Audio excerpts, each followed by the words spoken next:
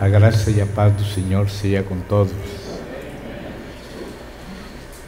Rogo, os irmãos, me acompanhem em outra pequena oração ao Senhor em seu nome.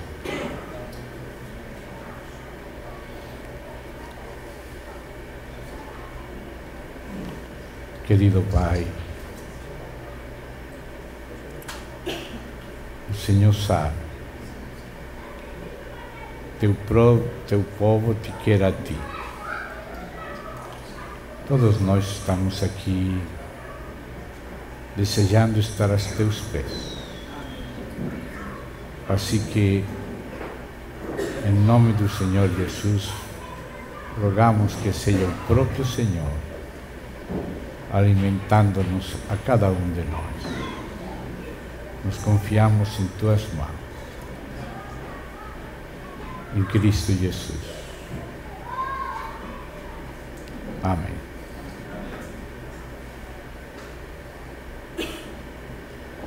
Irmãos, vamos abrir a palavra do Senhor na epístola que Paulo escreveu aos Efésios.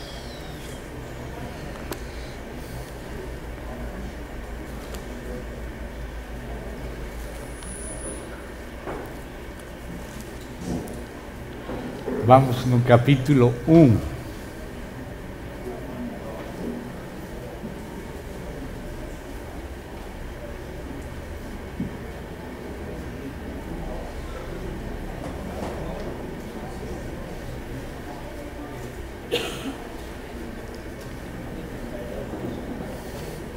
Desde o verso 3 começa uma frase muito longa, com muitas vírgulas, sem pontos nem seguidos nem a parte. É uma frase longa. E, portanto, a carga da mensagem está principalmente em alguma dessas frases.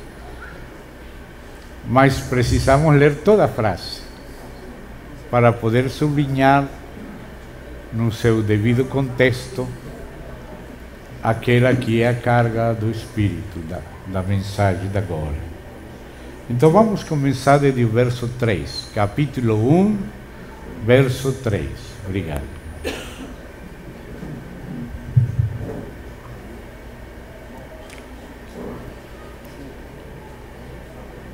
Bendito o Deus e Pai de nosso Senhor Jesus Cristo, que nos tem abençoado com toda sorte de bênção espiritual nas regiões celestiais em Cristo. Toda classe de bênção espiritual já nos foi dada. Já Deus nos abençoou com toda classe de bênçãos espirituais em Cristo. Aí vai a primeira vírgula. Assim como, ou seja, nos abençoou em Cristo porque nos escolheu também em Cristo. Assim como nos escolheu nele. Deus diz aqui, por Paulo, pelo Espírito, não somente que Ele nos escolheu. Sim, nos escolheu, mas nos escolheu em Cristo, nos escolheu nele. Nós somos escolhidos por algo que nós temos em nós mesmos, por algo que nós merecemos, sino porque Ele, antes da fundação do mundo, segundo sua presciência, como diz Pedro também, que nos escolheu segundo a sua presciência. Nos escolheu em Cristo e nos escolheu segundo a sua presciência. Não nos escolheu basados em algum mérito pessoal. Nos escolheu porque Ele sabia de antemano que receberíamos Cristo. segundo a presciência dele, ele viu quem receberia Cristo e quem não.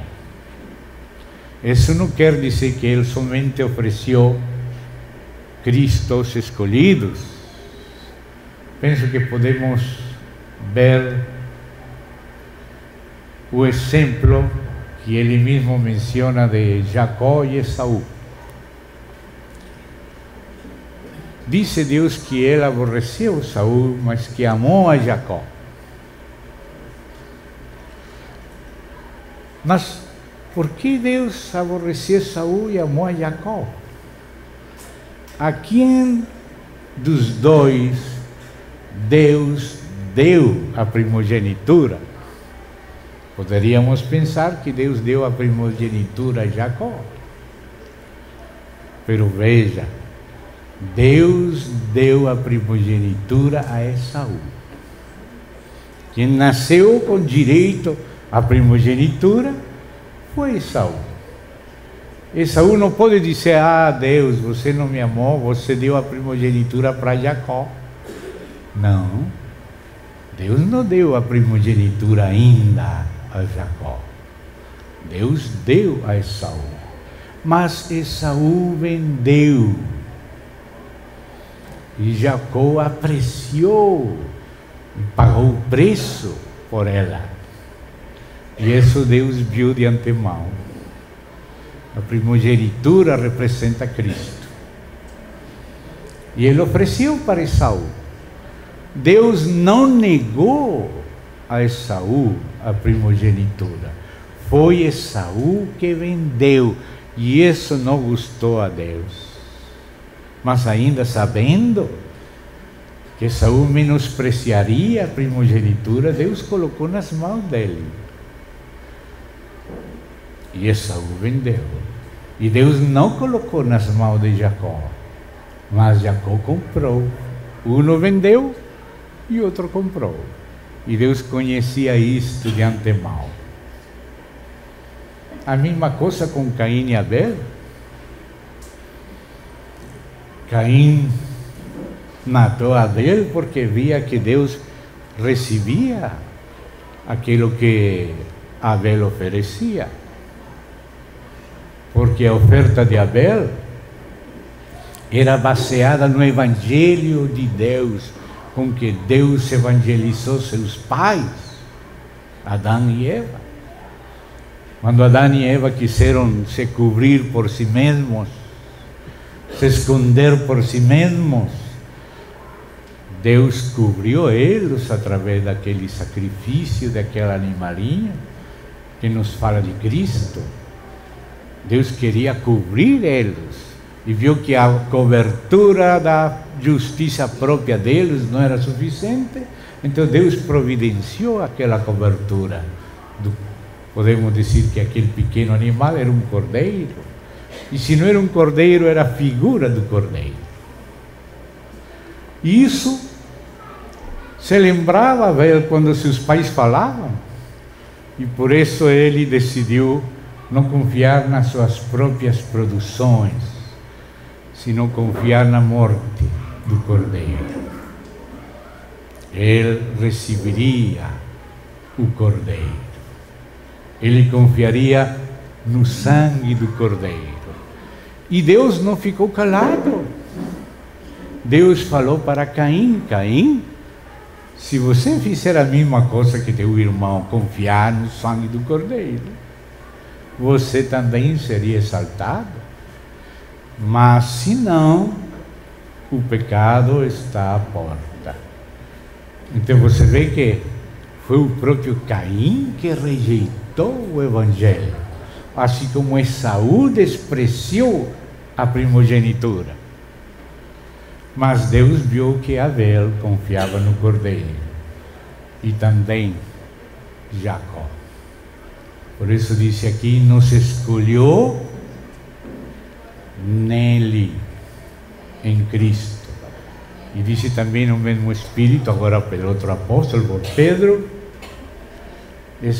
eleitos segundo a presciência. Não somos eleitos em base a alguma justiça própria, não somos eleitos em base a nenhum mérito, somos eleitos porque Deus escolheu Cristo e deu a Cristo para todos, de maneira que aquele que recebe, porque aprecia, crê nele. A eleição de Deus por seu Filho nos inclui. Somos eleitos em Cristo, somos aceitos no amado. Amém? Não em base a lo que nós somos, sino em base àquele que foi oferecido para toda criatura. Deus quer que todo homem seja salvo. E Deus não quer que ninguém pereça. Mas ninguém pode deixar de perecer. E ninguém pode ser salvo a não ser em Cristo. E por isso Ele ofereceu, desde antes da fundação do mundo, a Cristo. Mas Ele saberia quem creria e receberia, porque crer é receber. Os que Ele receberam, isto é, os que creem em seu nome, lhes deu potestade de ser feitos filhos. Ele, quando falou no início acerca do homem, Ele não falou, façamos a Israel a nossa imagem. Ele não falou, façamos a igreja a nossa imagem. Ele falou, façamos o homem a nossa imagem. Ele quer isto para todo homem.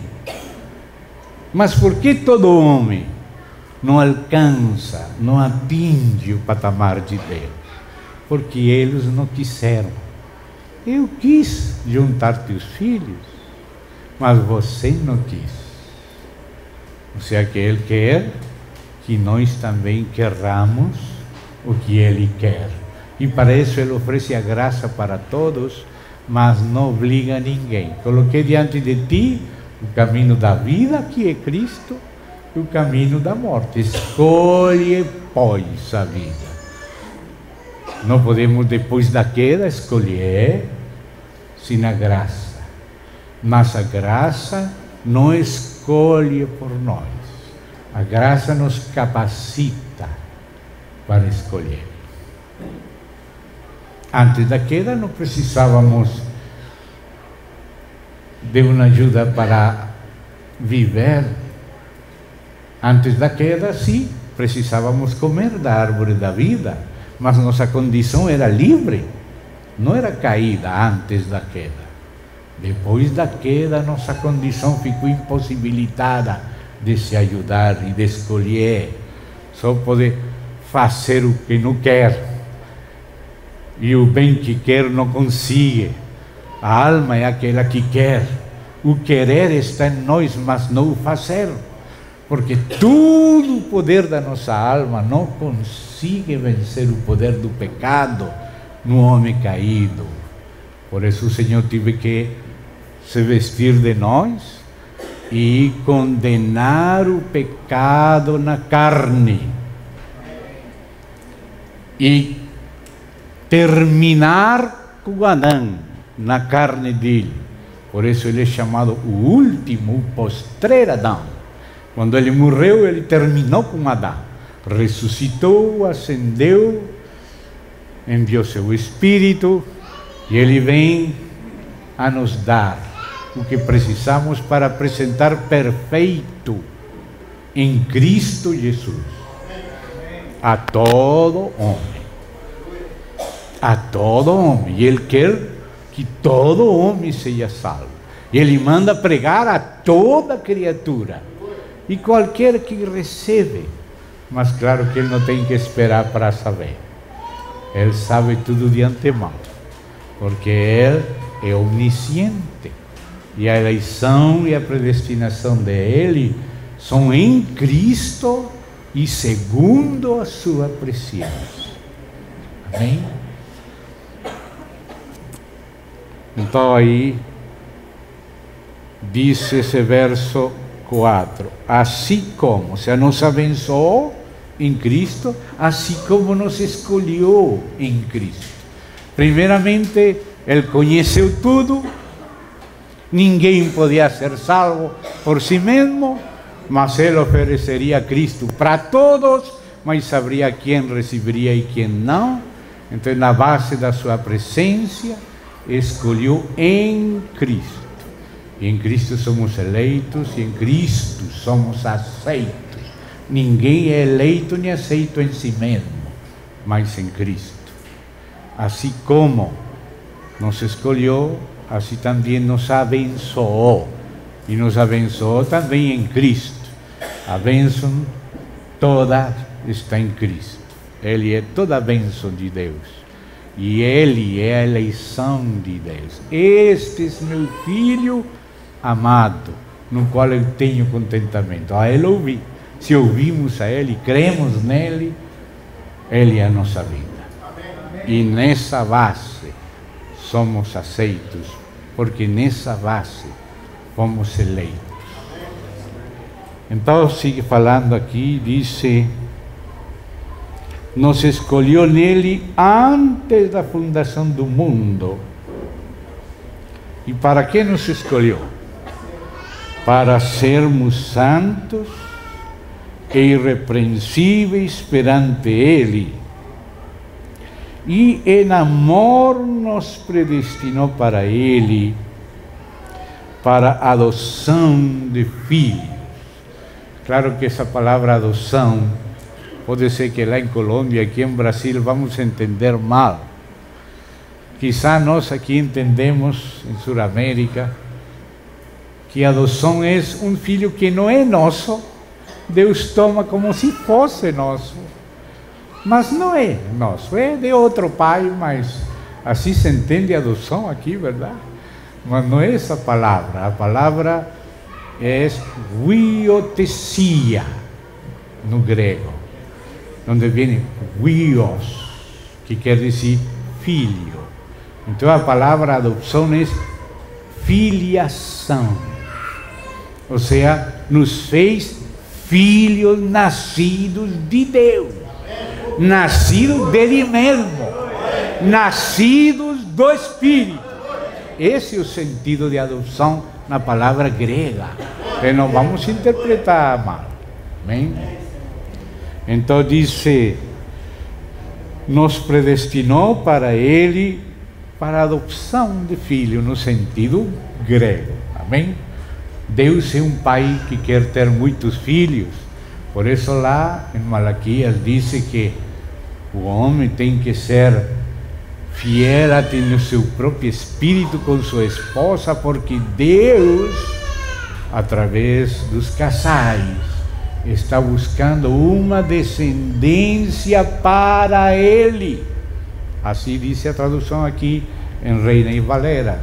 Nesse caso me parece mais clara a tradução de Reina e Valera que a de Ferreira de Almeida. Nesse caso, tem outros casos que é melhor a outra tradução. Deus quer ter filhos, e para isso nos encomenda ter filhos e ser fiéis uns aos outros, porque temos a encomenda de preparar descendência para Deus. Deus é um pai, ele disse: sereis meus filhos e eu serei vosso pai.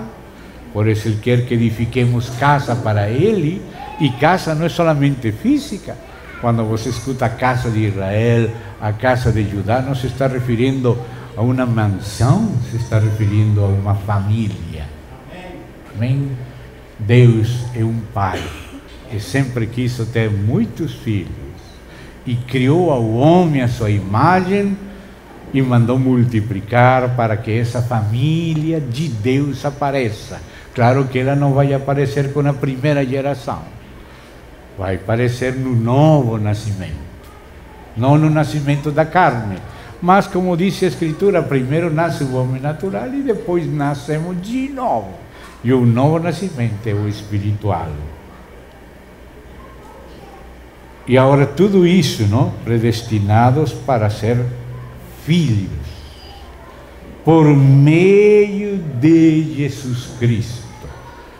Tanto predestinados, podemos aplicar isso, ou filiados por meio de Jesus Cristo. Amém?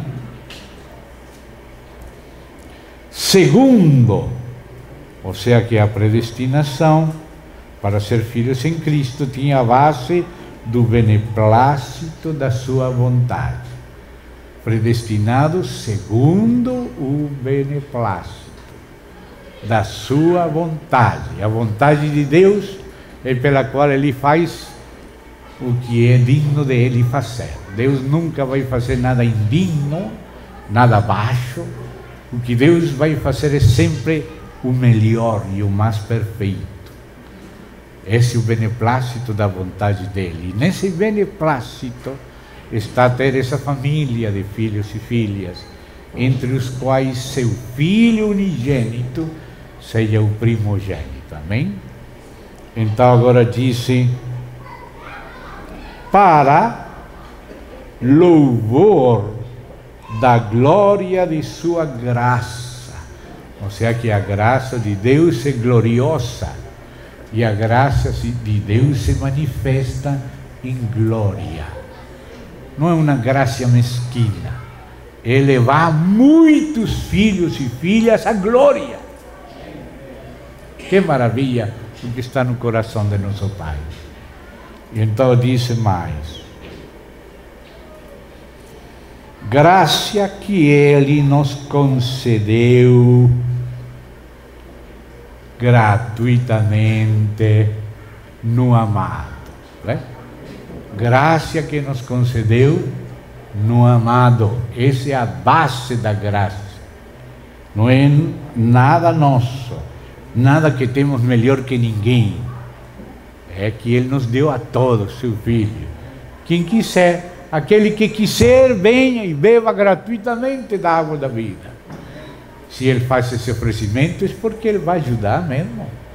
Depois quem vai se levantar? Como um paralítico vai se levantar? Mas se o Senhor fala, se levanta, é porque Ele vai ajudar a se levantar. Quando o Senhor diz, seja perfeito, não é somente uma exigência, não é somente um mandamento, é uma constituição. Seja perfeito. E a pessoa crê e se levanta em nome do Senhor, e enquanto se está levantando, é porque o Senhor mesmo o está levantando. O paralítico não pode se levantar sozinho, mas se levanta em nome do Senhor Jesus. Como disse Pedro, na tua palavra, Senhor, vou lançar a rede. Amém? Parece que não, hein? Amém? Glória a Deus. Então, agora siga no verso 7. No amado, esse qual é o amado. No amado temos a redenção. Sempre é tudo no amado. A eleição, a graça, a redenção, tudo é no amado.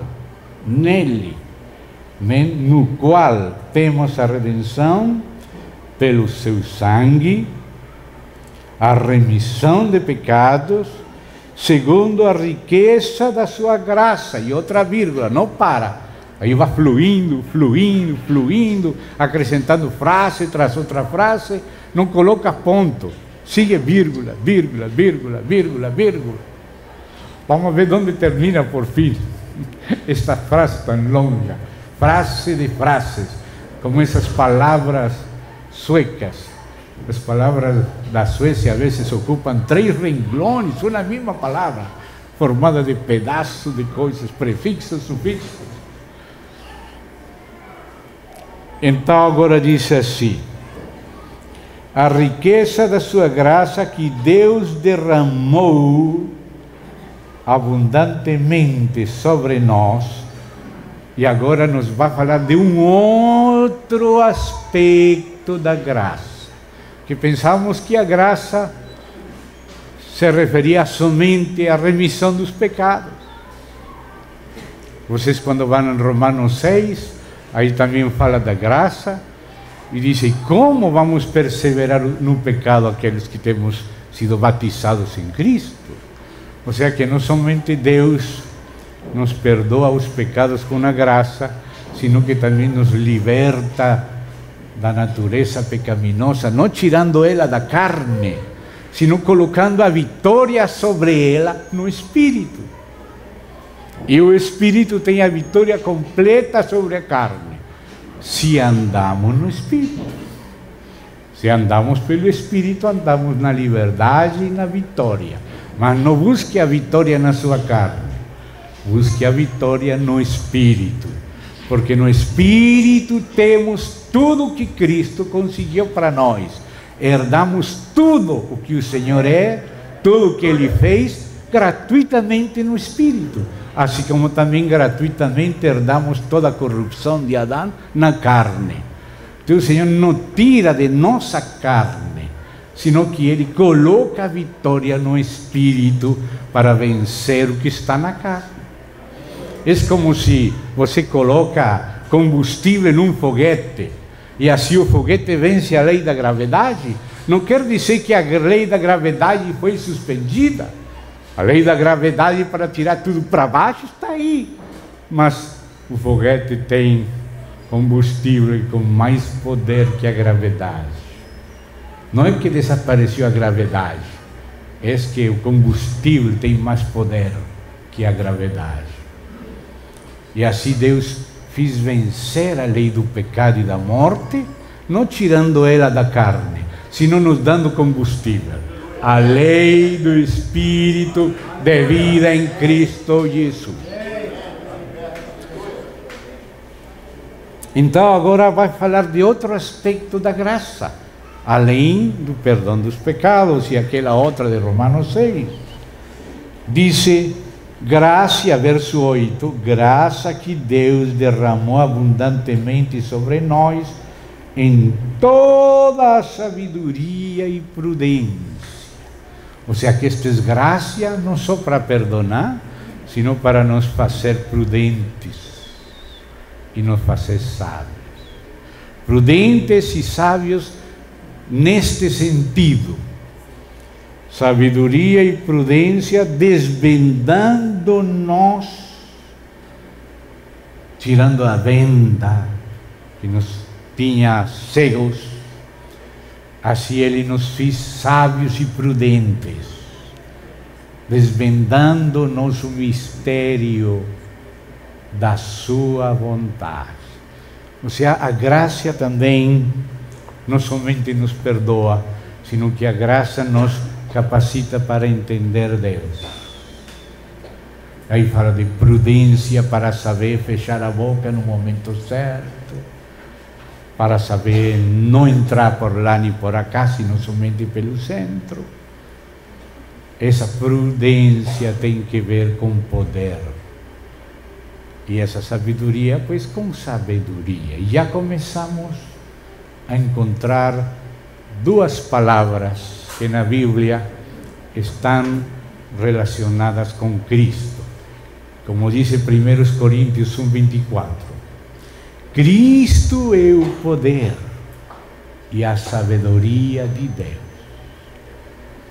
Então a graça de Deus nos vem a perdoar, também nos vem a libertar, nos vem a capacitar, a nos dar competência, nos constitui filhos de Deus, não somente pecadores perdoados, sino pessoas regeneradas, nascidas de novo, não somente com uma justiça imputada pelo sangue, sino também infundida pelo Espírito. Porque se fosse só imputada, seria suficiente que Jesus tivesse morto na cruz e ponto. Já morreu por nós, já fomos perdoados. Agora, como diz a Escritura em um aspecto, Ele se fez pecado para que nós sejamos feitos justiça de Deus. Mas a justiça que o Senhor nos dá, além de imputada pelo sangue como algo jurídico, também é infundida pelo Espírito no novo nascimento como algo orgânico. Ou seja, não somente somos perdoados, que sim, somos, mas também somos constituídos filhos, nascidos de novo do Espírito na justiça e santidade da verdade. A nova criação é justa, a nova criação é santa, a nova criação é verdadeira, e isso é também graça de Deus. E esse é também poder de Deus. O Evangelho é o poder de Deus. O Evangelho é acerca do Filho que nos foi dado para viver por Ele. Não somente para morrer por nós, sino para nós morrer com Ele e viver com Ele, por Ele. Esse é o aspecto orgânico. Tem aquele aspecto jurídico, morreu por nós, o que Ele fez por nós, o que é jurídico, mas o que Ele faz em nós, e o que faz conosco, isso já é orgânico, né? Não somente uma justiça imputada, sino infusa, infundida. Cristo é a nossa justificação. E aquele que nasce de novo se viste de um novo homem, criado na justiça e santidade da verdade. É um aspecto positivo. Não somente se tira o negativo, sino que se coloca o positivo. Como nós estávamos voltos na miséria, fomos colocados nele. E ele teve que carregar conosco e terminar conosco. Quando ele morreu, como nós estávamos nele, nós também morremos com ele, somos sepultados no batismo, mas ele ressuscitou e no batismo nós também, pela fé, nascemos de novo e nascemos na justiça, nascemos na verdade, na santidade, em Cristo. Cristo em nós. Uma coisa é nós em Cristo e outra coisa é Cristo em nós, e as duas coisas são verdadeiras. Ele está em nós e nós estamos nele. Então, agora diz: desvendando-nos o mistério da sua vontade, segundo o seu beneplácito, que propusera o que a Deus bem praze, ele se propôs. E aí já vamos chegando a uma frase-chave que era onde queria chegar. Mas não vamos chegar lá sem tudo isto, fundamento. Amém? Fundamento da graça divina em Cristo, os diferentes aspectos dessa graça. Agora já vamos sendo conduzidos pela graça, cooperando pela graça, nos esforçando na graça, porque esforço sem graça não chega a nenhum lugar. Nos esforçamos, Timóteo se esforça na graça, se esforça na graça. Então agora diz assim, que propusera esse beneplácito, se propôs em Cristo. E qual é? De fazer convergir, e outra vez, não pode faltar, nele. Porque também o anticristo quer fazer convergir o mundo inteiro. E o dragão, através do anticristo e suas elites, sequaces. Não, aqui a convergência, aqui a coordenação. Não é algo natural, não é algo externo, não é algo que o diabo pode manipular. Essa convergência, essa coordenação é o mesmo Cristo. Nele, convergir nele, na economia, que aqui traduz dispensação, que é uma das palavras que traduz uma palavra mais larga, que é economia. No grego, oikonomia. Oiko de lar, hogar, se diz em espanhol, de oiko, hogar, e nomos, de norma, de lei. Oikonomia é a lei da casa, a norma do lar, a administração espiritual, divina do reino de Deus. Essa é a palavra economia. E aqui aparece essa palavra, que aparece também onde os tradutores traduzem administração. Você vai no grego, é economia. Lá em Lucas 19, aquela parábola do mordomo, essa palavra mordomia é economia. Lá em 1 Coríntios 9, quando Paulo fala que a comissão lhe foi encomendada, diz: a economia me foi encomendada. Lá falando para Timóteo, também fala de que não temos que nos distrair da economia com outras coisas. Então, a palavra economia tem sido traduzida por 5 palavras, mas cada uma dessas 5 palavras é apenas uma parte da economia. Ou seja, que quando decimos economia, dizemos dispensação e algo mais. Dizemos também administração e algo mais. Dizemos mordomia e algo mais. Dizemos comissão e algo mais. Dizemos edificação e algo mais. Economia abrange tudo isso.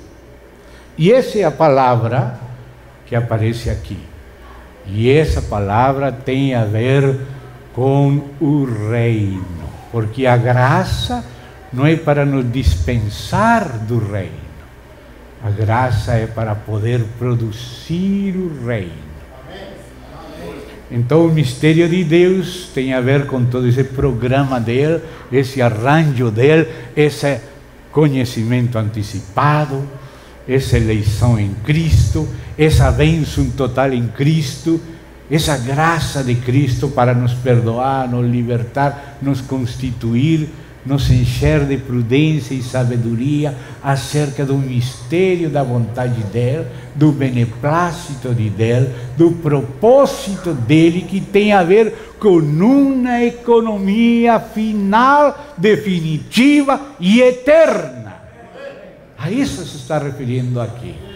Mas que para chegar nela, ele administra etapas que se chamam tempos e estações.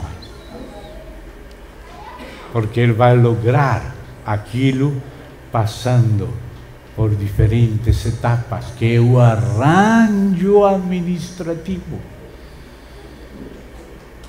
Então, vemos aqui, estamos aí no verso 10.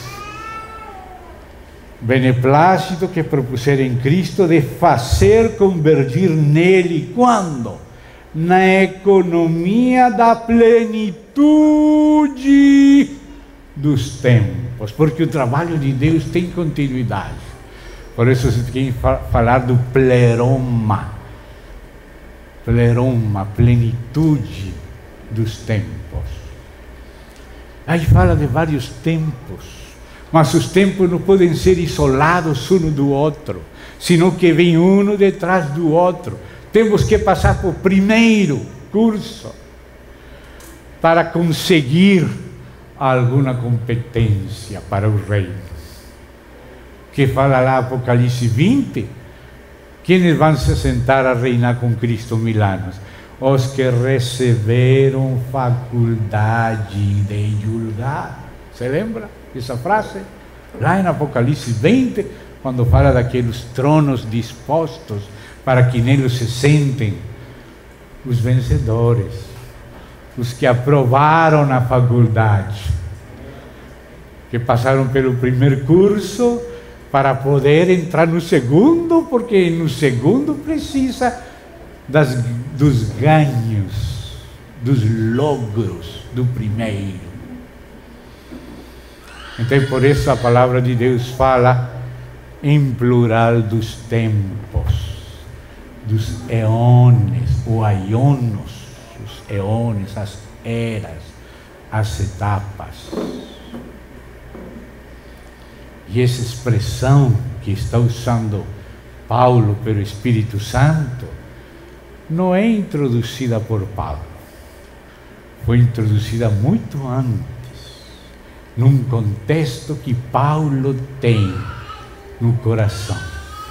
Não podemos ler esta frase isolada do resto da Bíblia. Temos que ler esta frase no contexto geral da Bíblia, no contexto imediato do Paulo, no contexto imediato da carta, mas lembre-se que esta passagem está numa carta completa, e essa carta está numa coleção, e essa coleção paulina está dentro da coleção do Novo Testamento, e esse Novo Testamento é um complemento do Antigo. Está cumprindo promessas do Antigo, e o Novo é entendido com a ajuda do Antigo por mandato de Deus. No final de Romanos, Deus manda que estudemos o Antigo para entender o Novo. Porque lá está a tipologia, lá está o preparo, lá está a alegoria, a profecia, que tem cumprimento no Novo. Então não podemos pegar estas frases fora do contexto imediato, nem do contexto mediato, nem do contexto geral. Então essas frases nos estão falando que existe uma economia divina rumo a qual vão acontecendo todas as idades. Tudo o que acontece numa etapa é para preparar a seguinte. E quando essa seguinte também já foi vivida, usufruída, então nos prepara para uma terceira. E em cada uma delas há um propósito parcial em função do propósito total. E temos que saber onde que começa primeiro e onde termina primeiro e começa segundo. Isso é o que a Bíblia chama mudança dos tempos e estações. E o Senhor quer que tenhamos olhos para ver as sinais dos tempos, para saber se já vai chegar o trem ou se já passou o trem e nos deixou. Então, existem tempos e existe uma economia da plenitude dos tempos. É necessário o primeiro tempo para poder passar o segundo e não ficar atrasados. Às vezes estamos atrasados por não discernir as sinais dos tempos. Pero veja de novo essa frase aí, irmão.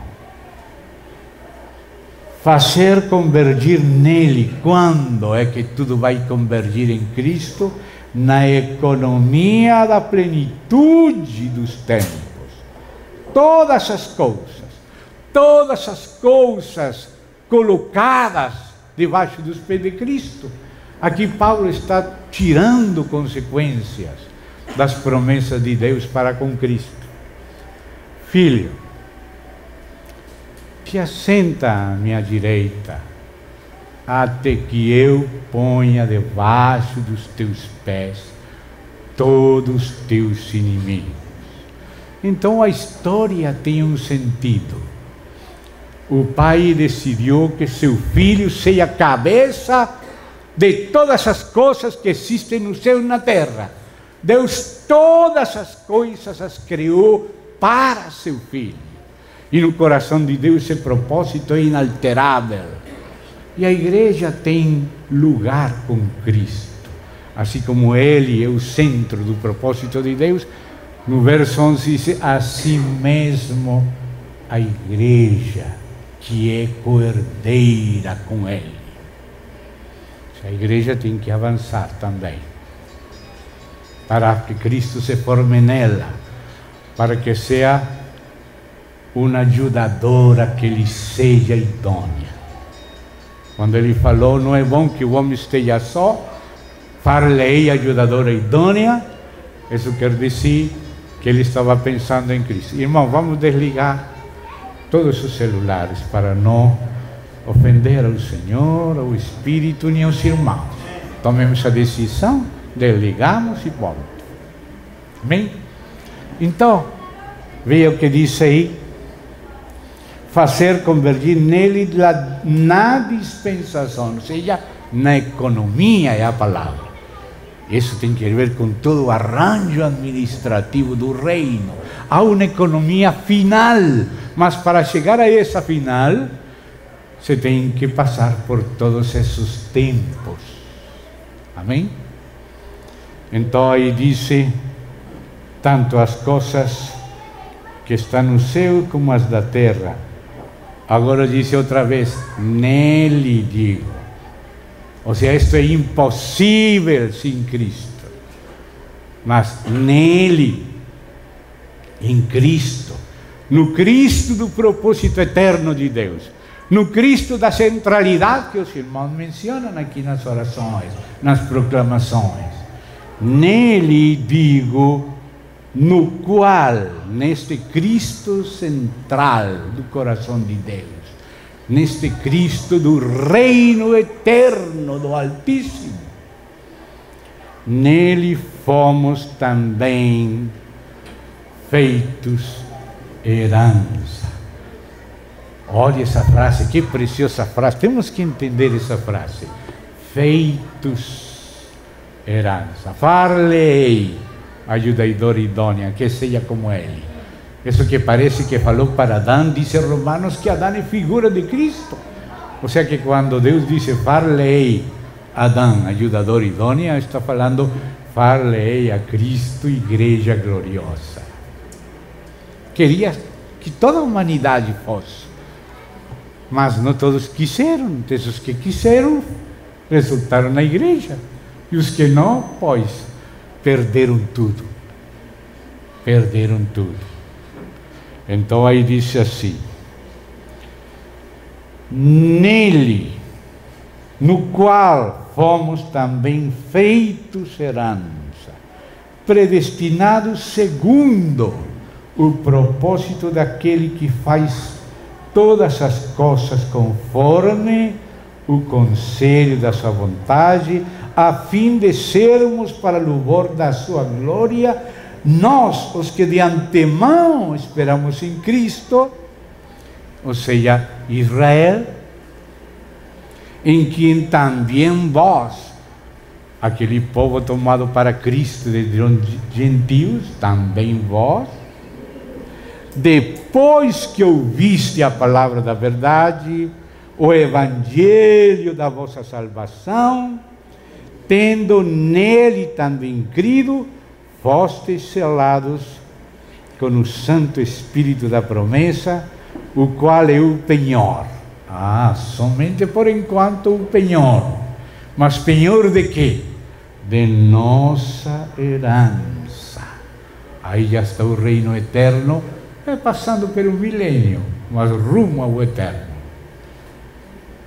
Nossa herança até o resgate da sua propriedade, em louvor da sua glória.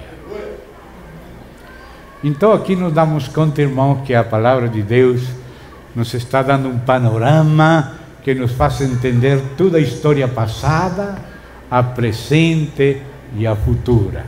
E que está resumida nessa frase de Deus, o Pai, para seu filho: meu filho, se assenta à minha destra, eu vou fazer algo para ti. Eu vou colocar todos os teus inimigos por estrado dos teus pés. E por isso Paulo falava, é necessário que todo poder lhe seja submetido, um por um. Satanás se rebelou, e com ele alguns príncipes, coortes dele, que chegaram a ser príncipes de impérios, chamada de, entre aspas, civilizações, mas que Deus chama de bestas. Os homens chamam da civilização babilônica, Deus fala da besta da Babilônia. Os homens falam da civilização persa, mas Deus fala da besta como um osso, uma besta. Pérsia é uma besta, governada por um amigo de Satanás. Para ele, o príncipe da Pérsia, o príncipe das potestades do ar, que conduz a elite natural do império, porque os impérios são conduzidos por essas elites diabólicas da outra dimensão. Eles controlam os desta dimensão. Esse chamado príncipe da Pérsia disse que aquele anjo vai brigar no capítulo 10 de Daniel, e então chegaria o príncipe da Grécia, teria que brigar também com ele. Há uma briga dos anjos no céu, ao mesmo tempo que uma briga aqui na terra. As brigas de lá se refletem nas brigas de cá. A guerra nos céus se reflete na guerra na terra, porque Deus falou que a história seria uma longa briga. Isso está escrito aí em Gênesis 3:15, onde está o proto-evangelho, e aí pertinho, aí nesse contexto, o Senhor disse: eu vou pôr inimizade entre a semente da mulher, que é o filho varão, que é Cristo, que se forma a plenitude na igreja. Vai haver uma inimizade entre essa semente da mulher e a semente da serpente. Parece que a semente da serpente tem mais aparência. A serpente antiga é um dragão com muitas cabeças e com muitos chifres.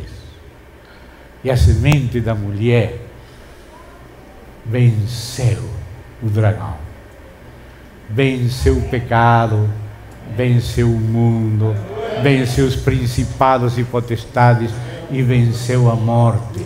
E os vencedores também nele, em Cristo, vencem os pecados, o pecado, o pecador, a carne, o mundo, o diabo, os principados e a morte. E quando vence o mundo, diz a Bíblia que esses vencedores também são vencedores sobre a besta. Não somente as anteriores, sino a última. E também vencedores da imagem da besta, que é a abominação desoladora. E também são vencedores da marca da besta na mão direita ou na testa. E também são vencedores do número da besta. Isso não estou dizendo eu. Gostaria que você leia na Bíblia o que você também tem que vencer, e eu com você, em Cristo. Assim que vamos aí um momentinho, Apocalipse, capítulo 15, e vamos ler aí as coisas que abrangem a vitória sobre o mundo. Ou seja, que se em algum destes aspectos ainda estamos cortos, não estamos bem preparados. Apocalipse 15. Aí fala de uma terceira sinal. Casi sempre lembramos as duas primeiras. Aquela sinal da mulher com seu filho varão e a sinal do dragão com cabeças e chifres. Mas há uma terceira sinal que esquecemos, que é esta aqui. 15:1. Vi no céu outro sinal grande e admirável. Quando fala do dragão, é sinal, mas não é nem grande nem admirável. Quando fala da mulher com o filho varão, é sinal grande. Mas aqui a terceira sinal é grande e admirável. E tem a ver com esse mundo espiritual e com sua imagem neste mundo natural. Porque a guerra nos céus se reflete na terra. Portanto, temos que saber que coisas estão incluídas no final da guerra, na qual estamos participando. Porque cada kairos, cada tempo, tem seus elementos próprios. E nós temos que saber em qual kairos, em qual tempo e em qual estação nós estamos. E quais são os elementos próprios da briga neste Kairos atual. E temos que saber onde começou. Porque a Bíblia nos dá sinais da mudança dos tempos e das estações. Temos que entender elas. E a Bíblia dá os detalhes de cada um dos tempos e da sua mudança. Mostra a guerra constante. Foi terrível a Segunda Guerra Mundial, mas já não estamos na Segunda. Quase vai começar a Terceira e o Armagedon. Então diz aqui: vi no céu outro sinal grande e admirável, 7 anjos, tendo seus últimos flagelos. Flagelos. Pois com os flagelos, se consumou a cólera de Deus. E esses flagelos são das 7 taças. Depois das trombetas, porque as trombetas somente se relacionam com 1/3 introdutório do juízo na terra. Você lê a lista das trombetas, que são todas do 7º selo, e você vai ver nessa lista a palavra terço aparecer muitas vezes. 1/3 das naves, 1/3 das árvores. Muitas árvores estão sendo queimadas e alagadas nestes dias. 1/3 das águas do mar. 1/3 das águas da cidade. Por exemplo, 2 filhas minhas agora estão em Iquique, naquele terrível série de terremotos e pequenos tsunamis, ameaça de tsunamis. Graças a Deus que elas tinham seguido um pequeno conselho e tinham água guardada nas suas casas, que iam mudando, trocando, iam usando, mas mantendo algo distinto, próprio, diferente do sistema. Agora toda cidade que fica no deserto, na beira do mar, está sem água pelos terremotos. Somente aqueles que têm água preparada estão sofrendo menos.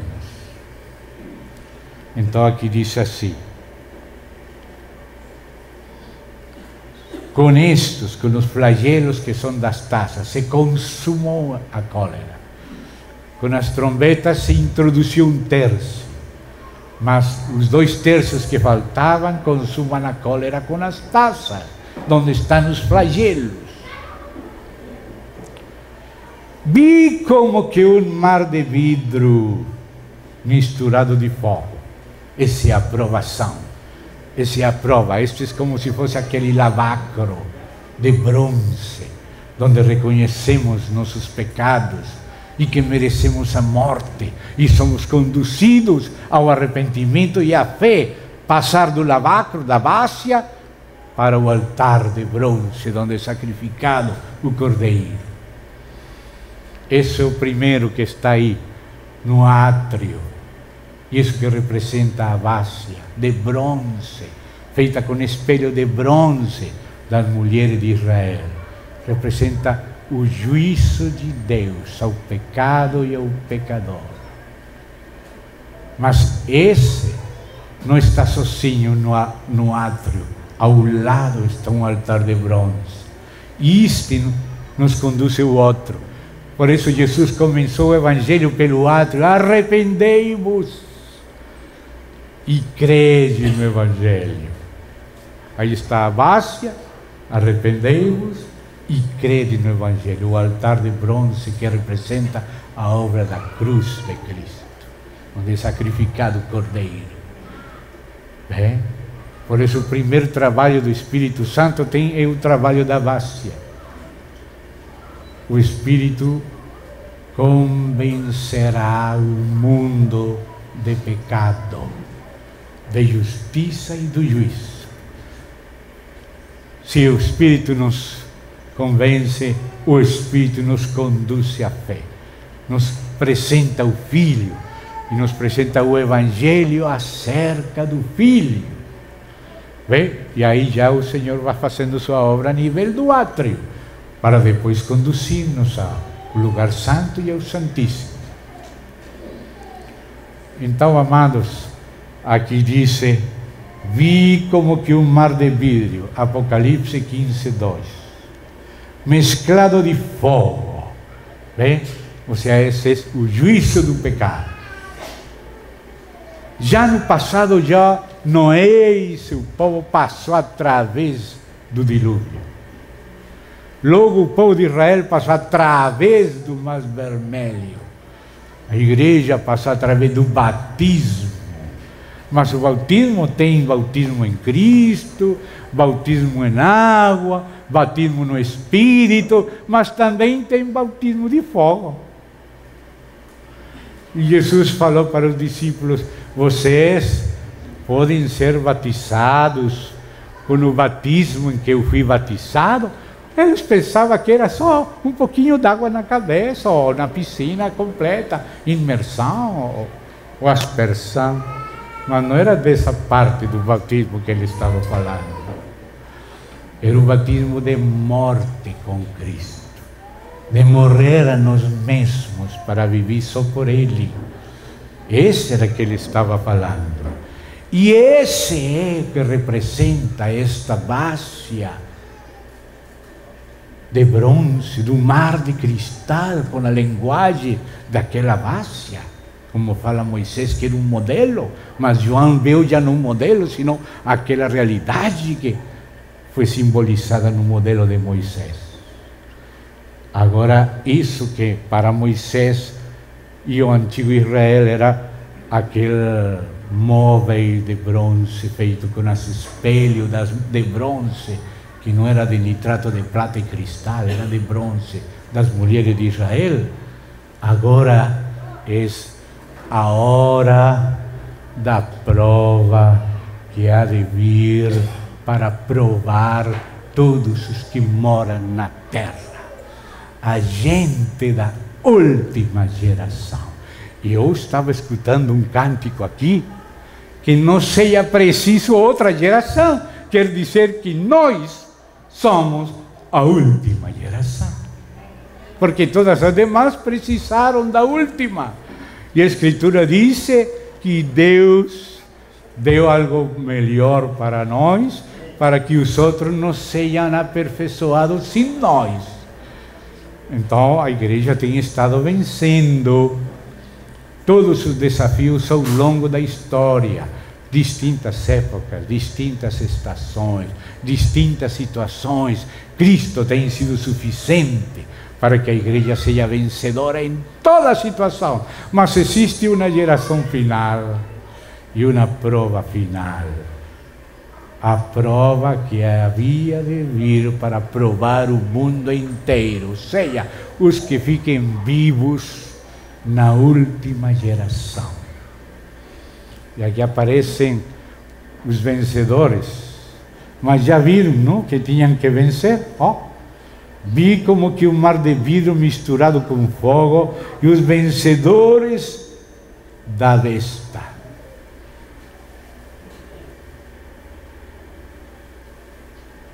Esta já não é a primeira, nem a segunda, nem a terceira, senão a última. Da sua imagem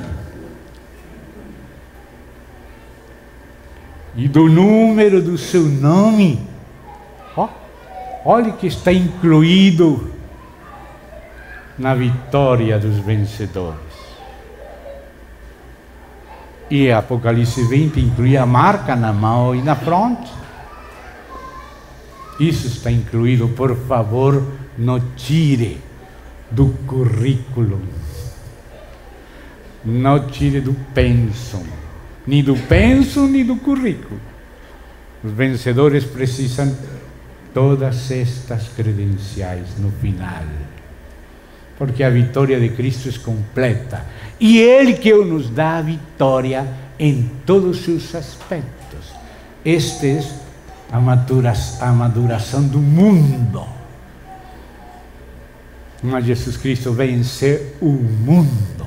Ele é suficiente para dar-nos a vitória, não só sobre o pecado, sino também sobre o mundo, incluído o mundo do tempo do fim.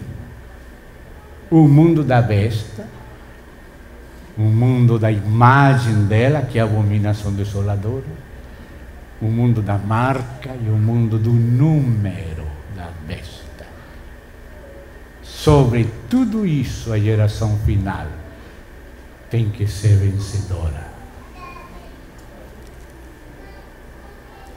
Então diz aí que se achavam em pé, aleluia, no mar de vidro, tendo as harpas de Deus. E entoavam. Quem ia pensar que este cântico tão antigo, de Deuteronômio 32, ia ser entoado junto com o cântico do Cordeiro, pela geração final de vencedores. Quem ia pensar? Nesse cântico de Moisés estão as 3 grandes cenas da economia divina. Primeira cena, o noivado. Segunda cena, o pecado dela, a traição dela, provocando a celo seu Senhor com outros deuses, e Deus escondendo seu rosto. Essa é a segunda cena. Mas graças a Deus que o cântico de Moisés tem uma terceira cena, quando ele, não por causa dela, de Israel, sino por causa de seu grande nome, ele se volta para ela, perdoa ela, restitui ela, reinserta Israel na boa oliveira, por causa de receber o Messias e o Espírito, fazendo parte então do corpo de Cristo. Então já vamos como que percebendo que o último Kairos, o último tempo e suas estações tem elementos próprios desse tempo e dessa estação, que não foram os elementos do tempo da Babilônia, aunque estava tipificado lá, mas lá o elemento era só profético e simbólico. No final é a realidade. Pérsia tinha outros objetivos esse período. Em alguns cursos se aprende aritmética e depois se aprende álgebra, e depois cálculo e trigonometria, analítica. Mas tem que empezar 1 mais 1, 2. 2 menos 1, 1. Suma, resta. Depois já tem que passar multiplicação e divisão. Depois já tem que passar a potenciação e radicação. E depois tem que passar a logaritmos. E assim também a igreja, em cada tempo, vai aprendendo os elementos próprios desse tempo. Mas precisamos conhecer o nosso tempo e os elementos do nosso tempo. Hoje somente estamos vendo que existe uma economia final dos tempos. Estamos pegando consciência desses tempos, todos interrelacionados em função do último tempo. Nós estamos entrando nos elementos, claramente, de cada um deles, somente estamos vendo o panorama. Mas aqui já vimos alguns elementos da vitória, e vemos junto com o cântico do Cordeiro, o cântico de Moisés. E isso é o que fala também Pedro. Vamos a ir a Pedro, capítulo 1, da epístola do apóstolo Pedro.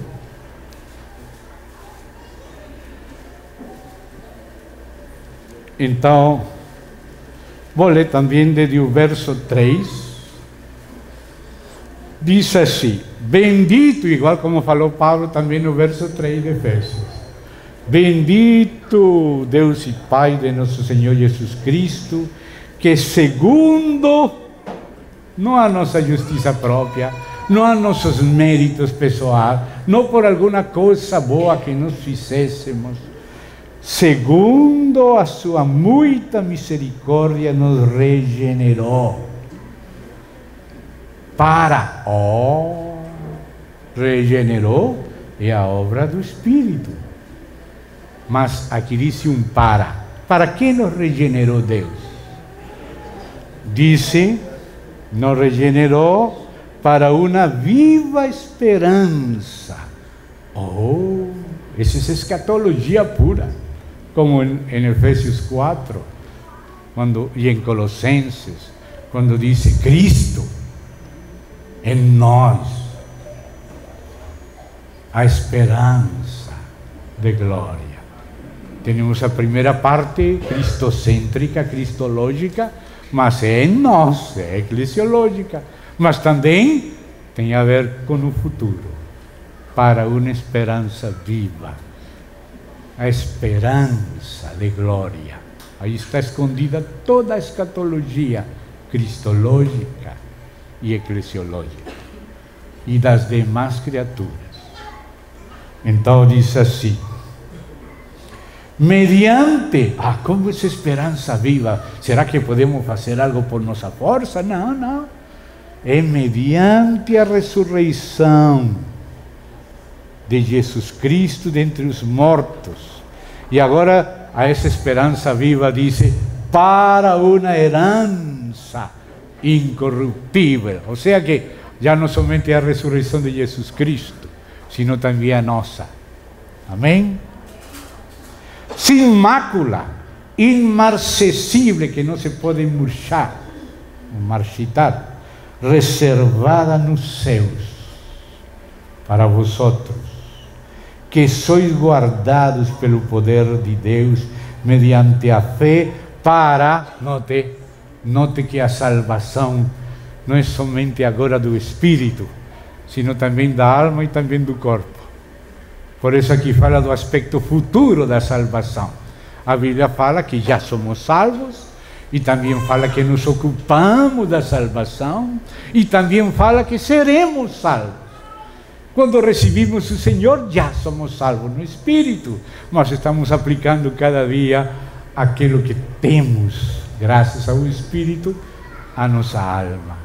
E nos ocupamos da salvação dia após dia, tomando da salvação que já se nos deu e que já temos no Espírito dele e no nosso, e daí vamos tomando e aplicando cada dia a nossa alma, submetendo nossa alma com paciência, porque não diz só que com fé ganharemos a alma, senão com paciência ganhareis vossas almas.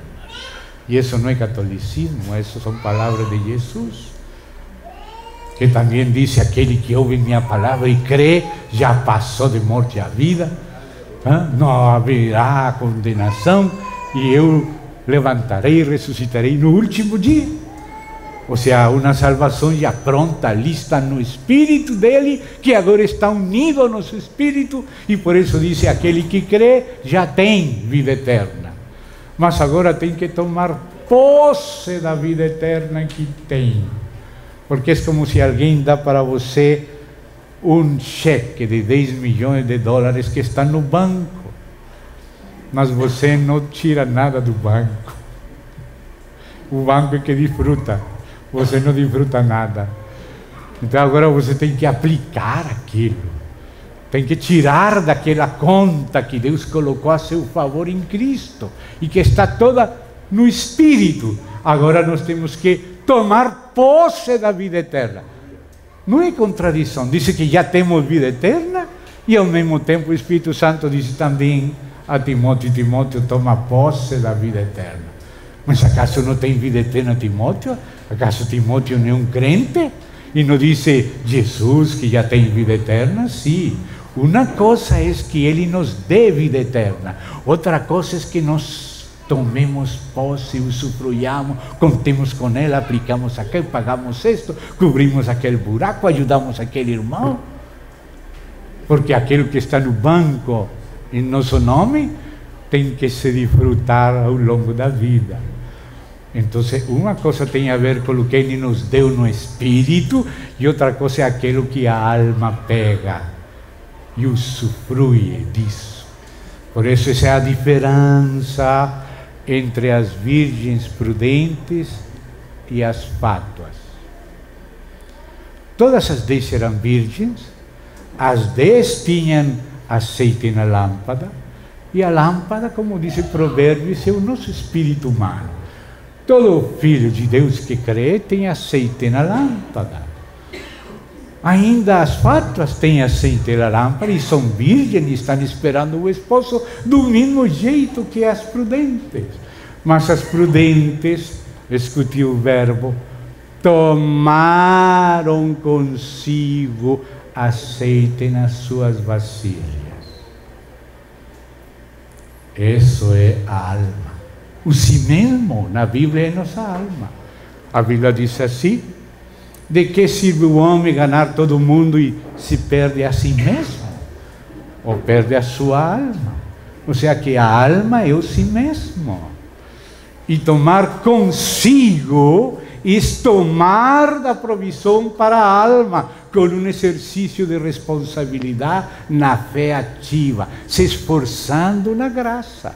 A provisão é Cristo em nós, mas a responsabilidade é nós em Cristo.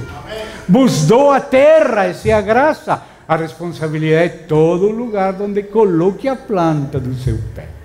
Você tem que crer que a terra é sua e tem que pôr o pé. Aqui vou colocar um jardim, e aqui vou colocar um galinheiro, e lá vou plantar feijão, lá vou plantar. Isso é tomar posse da terra. Mas tem muita gente que tem terra e nem sequer visita. Só tem um monte de mato. Você dá conta? E que é o que fizeram as virgens prudentes? Além de ter azeite no Espírito, que é o dom de Deus, tomaram consigo, ou seja, com sua alma, na vasilha. A vasilha representa a alma. A lâmpada representa o Espírito. Ele em nós é a graça. Nós nele é a responsabilidade e o esforço na graça. Um é essa vida eterna que temos, e outro é essa vida eterna da qual tomamos posse. Uma coisa é que Ele nos dê a terra, outra coisa é que nós entramos a fazer colônia na terra, colocar o pé nela, tomar o fruto dela. E essa é a diferença entre virgens fátuas e virgens prudentes. É a diferença entre Cristo em nós e nós em Cristo. Todas têm vida eterna, mas não todas vão reinar, que é a boda. O reino é semelhante às bodas das virgens prudentes. Essa é a parábola acerca do reino. Veja como começa essa parábola em Mateus 25. O reino dos céus é semelhante a 10 virgens que estavam esperando a esposa, tinham azeite na lâmpada, mas as prudentes, etc, etc. Isso tem a ver com o reino, que tem a ver com a alma, não somente com a fé, sino também com a paciência. Somos salvos por fé sem obras, mas ganhamos nossa alma com paciência. Ganareis vossas almas. São aspectos diferentes. A salvação eterna do Espírito é uma coisa, a salvação da alma é outro aspecto. E a salvação do corpo ainda é uma salvação futura. Aquele que persevere até o fim. Essa é a palavra da perseverança, que se refere o Senhor aos vencedores de Filadélfia. Aquele que perseverar até o fim, este será salvo. E essa salvação que fala Pedro, disse aqui em Pedro, verso 5 do capítulo 11, sois guardados pelo poder de Deus, mediante a fé, para a salvação preparada para revelar-se no último tempo. Quando habla do último, como falava Paulo, dos tempos, tem um tempo que é o último. Outro pode ser penúltimo, antepenúltimo, o primeiro, o segundo, o terceiro, mas há um que é o último. E essa é a nossa geração. Vamos crer que é a geração final. Então, por isso disse, será salva. A salvação que se vos trará quando Jesus Cristo for manifestado. Mas claro que alguns requisitos não virá sem que antes venha a apostasia e se manifeste o homem do pecado, o filho de perdição. Não virá sem que antes venha a apostasia e se manifeste o homem do pecado. A primeira ressurreição, primeira em excelência, primeira em tempo, protos anastasis. Primeira ressurreição, assim como limos o capítulo 15, vamos ler agora o 20 de Apocalipse. Essa primeira ressurreição inclui esses vencedores.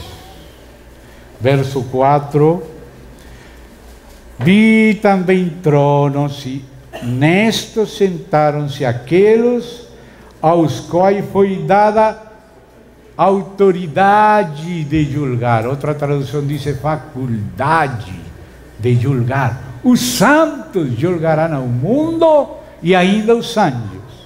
Então diz aqui, verso 24, capítulo 20, verso 4 do Apocalipse: vi ainda as almas dos decapitados por causa do testemunho de Jesus.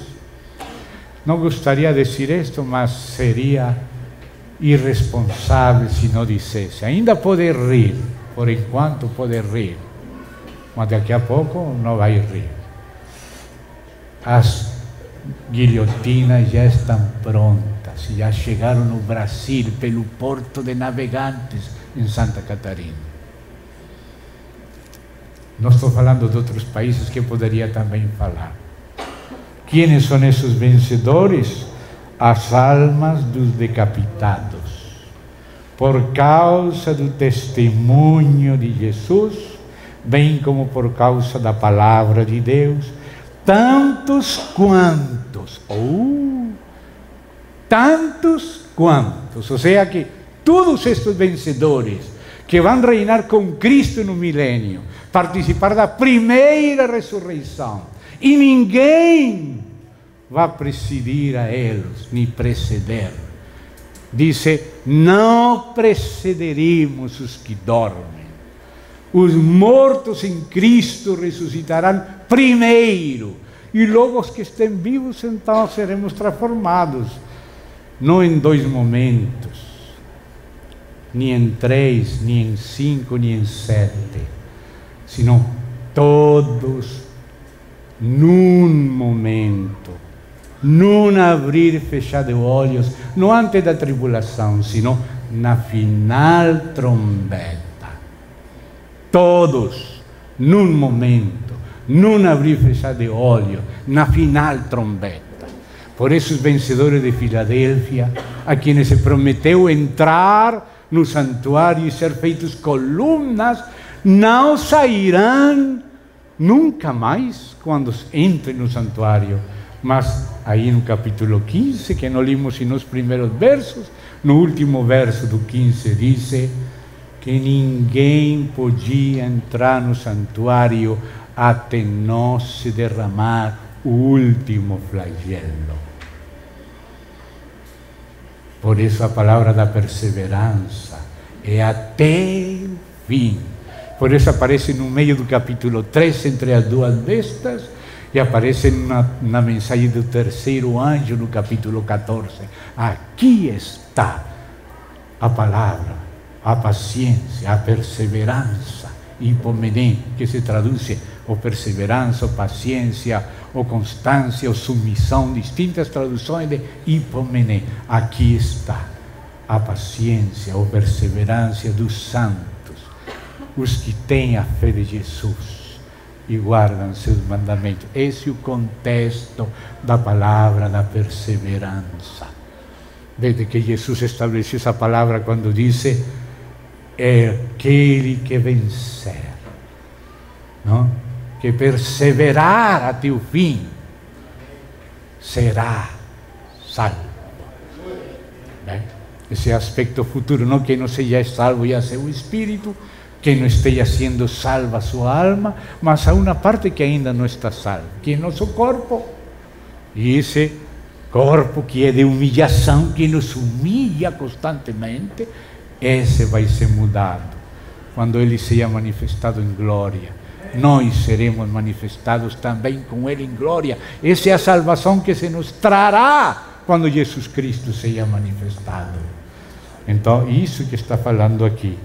E note quienes estão aí: os decapitados por causa do testemunho de Jesus, bem como por causa da palavra de Deus, tantos quantos não adoraram a besta, nem tampouco a sua imagem, e não receberam a marca na fronte e na mão, e viveram e reinaram com Cristo 1000 anos.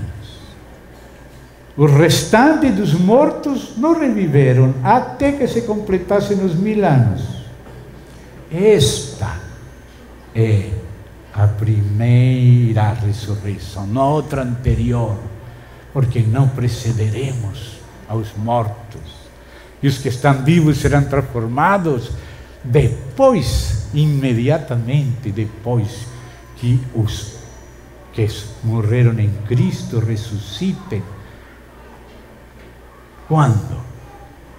Na final trombeta. Na final trombeta. Todos seremos transformados num momento. E num momento longo com etapas, não. Num momento. Num abrir e fechar de olhos. A final trombeta. Não precederemos de nenhum modo aos que morreram em Cristo. Os mortos em Cristo ressuscitarão primeiro, e logo nós seremos transformados se estamos vivos. E essa será a primeira ressurreição. E essa primeira ressurreição inclui os vencedores da besta e da marca e do número, etc. Quizá hubiéramos preferido ser arrebatados antes, mas de nenhuma maneira, dizem os apóstolos.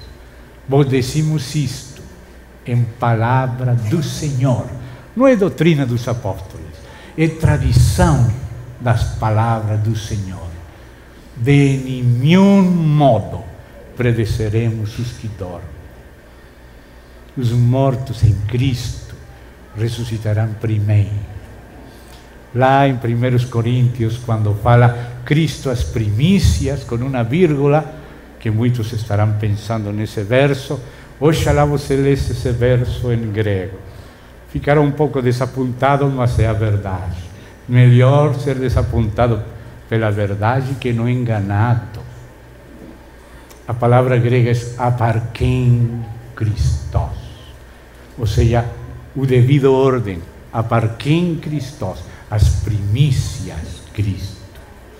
Coloca primeiro primícias para se referir a Cristo no verso 23, como já tinha falado no 20 de 1 Coríntios 15. E depois, logo, segundo lugar depois de Cristo, que é Ele as primícias, aparquem Christos, não Christos, ponto e vírgula, aparquem, não, aparquem Christos, sem vírgula, sem ponto e coma, sem ponto. E depois, os que são de Cristo na sua vinda. E logo o fim, quando entregue o reino, que é depois do milênio, para que Deus seja tudo em tudo. Se a ordem da ressurreição é primeiro Cristo, depois os que são de Cristo, todos num momento. Na final trompeta, num abrir e fechar de olhos. E depois do milênio, como acabamos de ler, os demais mortos não voltaram a viver até que se cumpriram 1000 anos, ou seja, quando Cristo entrega o reino ao Deus e Pai, para que Deus seja tudo em tudo. Filho, se assenta aqui, até que coloque todos os teus inimigos por estrado de teus pés. Já vou terminar esta parte, irmãos. Então aqui estamos vendo que está falando desses vencedores finais. E sigue Pedro, já vou terminar, mas que não terminei de ler Pedro, ainda terminando a mensagem, não é terminada ainda. Então vamos aí de novo, Pedro, 1 de Pedro, verso 5, agora chegamos no verso 6. O 5 fala da salvação preparada para revelar-se no último tempo, ou seja, esse é aquela pedra que cresce, enche toda a terra, esse é o reino eterno de Deus, do Santo do Altíssimo. Nisso exultais, embora no presente, por breve tempo, se necessário. Aqui acho que Pedro é um pouco mais aberto que Paulo nesta área, porque aqui Pedro disse, se é necessário padecer um pouquinho, mas Paulo não fala se é necessário. Paulo fala, é necessário que através de muitas tribulações entremos no reino de Deus. Agora Pedro parece que diz, se é necessário, pode ser que algum não precise disso. Ah, mas quem se atreve aqui a dizer, eu não preciso, só Deus sabe. Ainda para isso, para purificar o sábio, disse Daniel, para isso também tem prazo, graças a Deus. Então aí já quase terminamos esta parte. Se necessário, sejais contristados por várias provações, para que o valor da vossa fé, uma vez confirmado, como confirmamos que nossa fé é valiosa? Vencendo várias provações. Se dá conta? Muito mais precioso do que o ouro perecível, que o valor de nossa fé, mesmo apurado por fogo. Por isso aqueles vencedores estavam em pé no mar de vidro e fogo, mas que diz aqui, redunda em louvor, glória e honra na revelação de Jesus Cristo. Notem, a revelação de Jesus Cristo é tudo o Apocalipse, não só a primeira parte, sino tudo o Apocalipse. Nas que diz, redunda em louvor, honor e glória. Aí estão as harpas de Deus, daqueles vencedores em pé, sobre o mar de vidro e fogo. Irmão, se eu estou equivocado, você tem todo o direito de julgar. Às vezes uno poderia dizer, preferiria estar equivocado. Mas se não estou equivocado, vai se preparar somente para o arrebatamento? Que tal que quem tem razão é a escola pós-tribulacionista e não a pré, o duplo rapto? Melhor estar preparado para qualquer coisa e não só para a cor de rosa. Que tal que seja necessários também os espinhos? Acho que é mais sábio estar preparado para qualquer coisa, não seja que seja escandalizado quando não acontece como você esperava e começa a acontecer coisas que pensava que era para os judeus. Entendem, irmãos? Aí está em Pedro a mesma coisa que está em João de Apocalipse.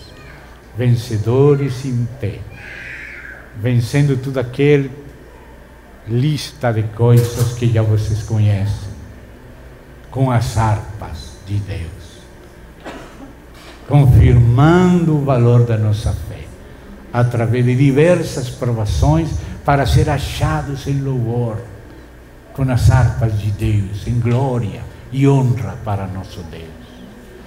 Então, existe uma economia do cumprimento dos tempos e cada etapa é necessária para aquela economia final. Hoje somente podemos fazer aquela introdução panorâmica. Vamos ver que nos concede depois o Senhor. Agradeço a vossa paciência. Não comam cru, tem que provar as pessoas que falam, tem que provar os espíritos. Prove, ore, examine, prove. Não tenho a menor intenção nem de enganar a mim mesmo, muito menos a vocês.